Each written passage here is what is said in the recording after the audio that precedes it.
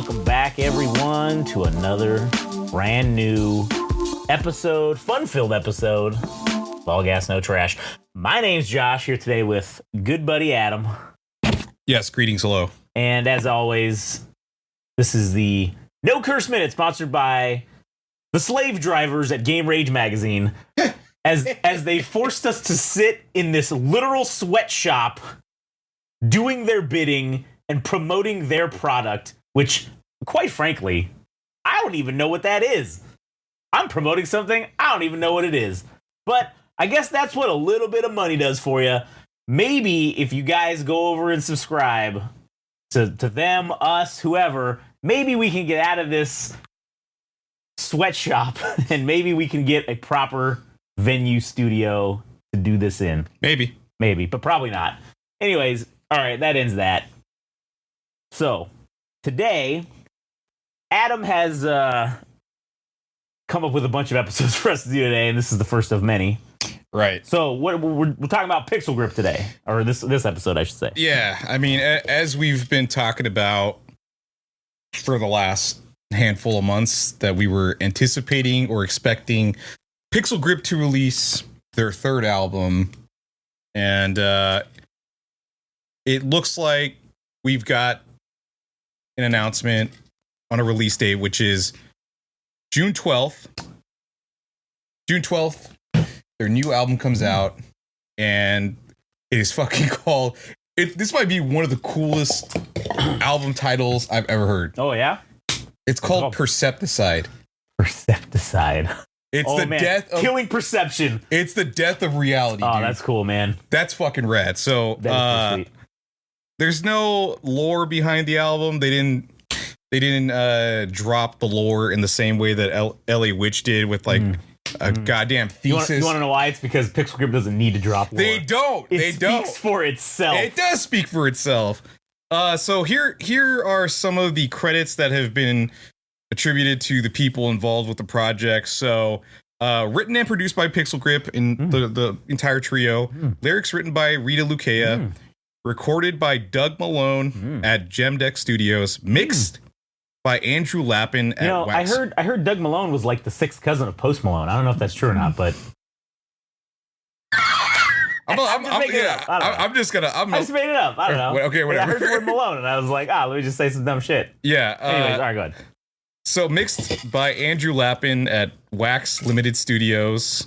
Mastered by I don't know how to pronounce this. I'm going to say Rory O'Flaherty. So one of the things that's kind of interesting about the person that mixed their album, I don't know if he served as producer because that's not noted. It just says mixer. But this guy has worked with some interesting artists. I would say he's kind of tapped into what's kind of important with music right now. Well, what sort of interesting artists has he worked with? Well, namely Lucy Dacus, who is 1/3 of the former girl trio group of Boy Genius. Her latest album, Andrew Lappin worked on, and I think he also worked on Bartees Strange. Both artists who have been featured on different talk shows. So this guy's kind of, it seems like, just within the two artists that we've mentioned, that he's kind of dialed into artists that are being featured in mainstream media and shit. So it's like, what does that mean for Pixel Grip, dude? That is big things, I think.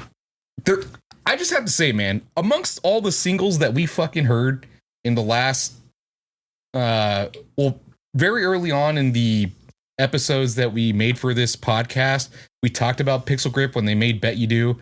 And then we've kind of been going through each single leading up to this third album. This is the best thing that this is like some of the best music they've ever made.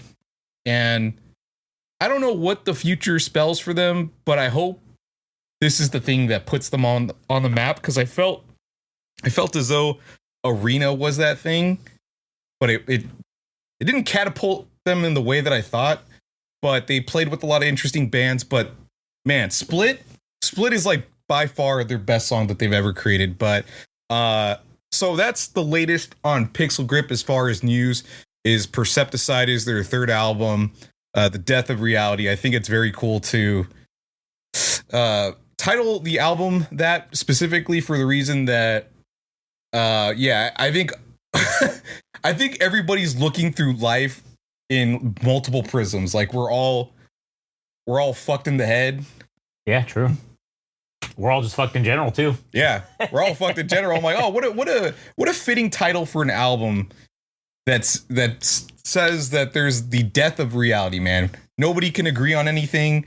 None of us know what's going on, and all we have as our savior is this album and Pixel Grip. Save us, Save us, Pixel Grip. Y2 Pixel Grip. So they did release a single that coincided with the announcement of their album, and so we're gonna listen to it and get a reaction.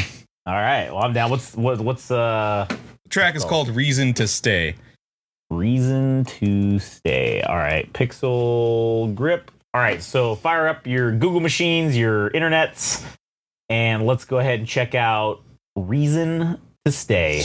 Goddamn, don't they look professional now? Like all their shit, everything that has to do with their, I don't know who the fuck they hired for their photos, but they look fucking rad, dude. Yeah, man. This is a serious upgrade. Like, yeah.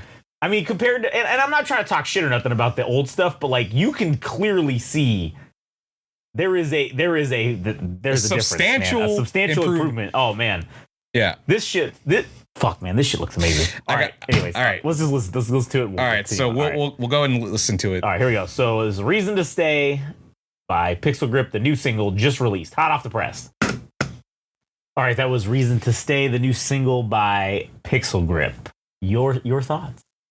My thoughts? Shit, man. This is I don't know where this track is gonna lie, but I feel like it's gonna be the intro for the album. I think it's a great opener. I think it would be a great opener, rather. Man, the things that I take away from this song, it feels like a mix of what Pixel Grip was doing on their first album, Heavy Handed, with like this standalone like bass synthesizer. Yeah. And then they like kind of layered on like this crunchy no, I don't know how to describe it, like crunchy synthesizers, right, or whatever it was. That feels like it's from Arena, so it feels like a kind of like a hybridization of their last two albums, and now we kind of get the amalgamation of that on Percepticide. This is fucking rad, dude. This feels like I don't know if this is going to be a stretch or not, but the impression that I get from the song as well is it kind of reminds me of World in My Eyes from Depeche Mode. That's a really cool track from the album Violator. And the reason I say that is because it kind of has the same notes or beats, not literally, but like in the lyrics, I suppose. Yeah. About perception, like a perception of reality. And yeah, I don't know. I think that's fucking cool, man. Like I think what they're doing right now is their best work yet. Yeah.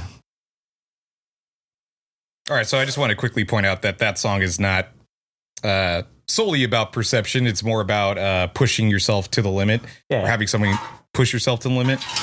But yeah, these have been great tracks, and I hope there's at least 13 songs, so we get at least 8 additional songs that we can hear, because there have been quite a bit of.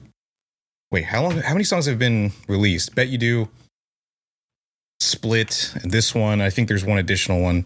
I could be wrong. Well, anyways, yeah. What do you think of it?